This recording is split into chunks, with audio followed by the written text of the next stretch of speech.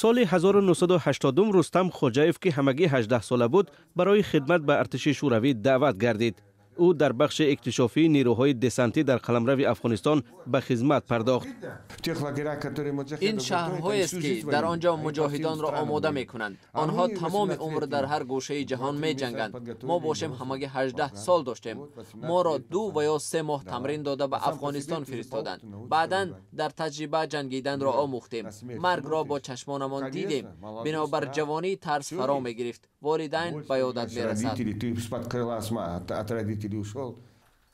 در دیوار مهمانخانه رستم خوجایف عکس‌های همخدمتانش آویزان کرده شدند. همسر رستم ماهرو نیز در افغانستان چون ترجمان خدمت کرده است. به نزدمان یک مرد افغانی زخمی آمد. ما به او کمک کردیم. تقریباً 4 ماه بعد وقتی در یکی از دهه‌ها کمک گومانیتری می رساندیم به ما حمله کردند. در رو برویمان همان مرد افغان پیدا شد.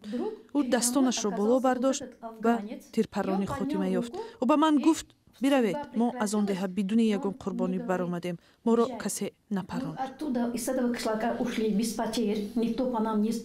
در این خانواده دائم درباره دوستان و همخدمتان و شناسایی که در جنگ کشته شدند یادآوری میکنند. فرمانده از ما زیارت کرد. همین لحظه که از پل گذشت از 2 پای محروم شد. کماندیران هم می روند، سربازان قطاری هم می رفتند. هر عملیات با مرگ 2، 3 و یا 4 نفر انجام می یافت.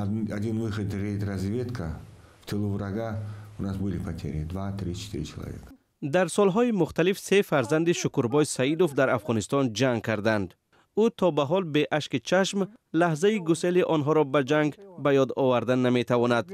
گفتم 3000 از آمد داد یاتگی مال گرفته بودم بمیکشم. گفتم یادت گفتم آمد بردم مال گرفته بودم مزاری پاترم میگن همجا 3000 آقایانشان رفته خدای آمد عبدالرسول پاترم آقایانشان تاجیکستان.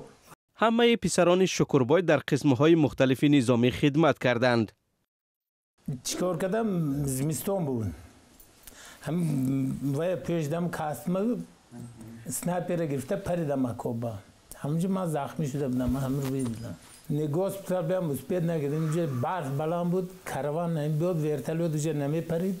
این برادران داوطلبانه برای خدمت به افغانستان رفتند. زیرا باور داشتند که برای حقیقت می جنگند.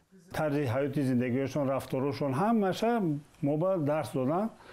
لیکن طرز حیات زندگی ما تماما دیگر. مثال زبان یک باشدم طرز حیات دیگر بود. ما در دوره شوروی ما برای وای همه شوروی بودیم. فرق نداشت برای وای که تاجیک هستی، ازبک هستی، روس هستی.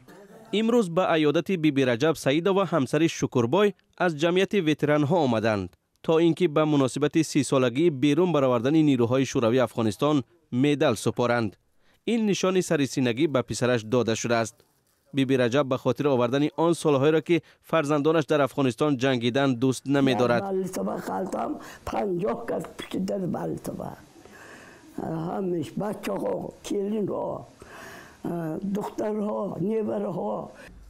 جورابای خالوف رئیس جمعیت وتران‌های شهر تورسونزاده است و در گروه ویمپل اتحاد شوروی خدمت کرده است.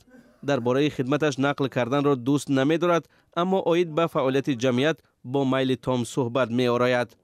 در اتاق کاری او دائم هم خدمت‌هایش جمع می‌آیند و در همین جا او خریطه، پرچم و البته صورت‌ها را نگاه می‌دارد. من به خانه آنها زنگ می زدم. آنها 10-15 سال نبودند. بعضی والدین، برادران و خواهران الکی آنها را فراموش کردند. من عکس های 3-4 نفر را پیدا کرده چاپ نمودم و در دیوار چسباندم. 18 سربازی فوتیده. در عرفه 30 سالگی ختم جنگ افغانستان، جورابای حیات فعال جمعیت را جمع می آورد. آنها یک جا برای گلگزاری بر پایه مجسمه جنگ بزرگ وطنی به باغ غلبه می روند. زیرا با گذشت 13 ساله به خاطر سابقه داران جنگ افغانستان مجسمه نگذاشتند.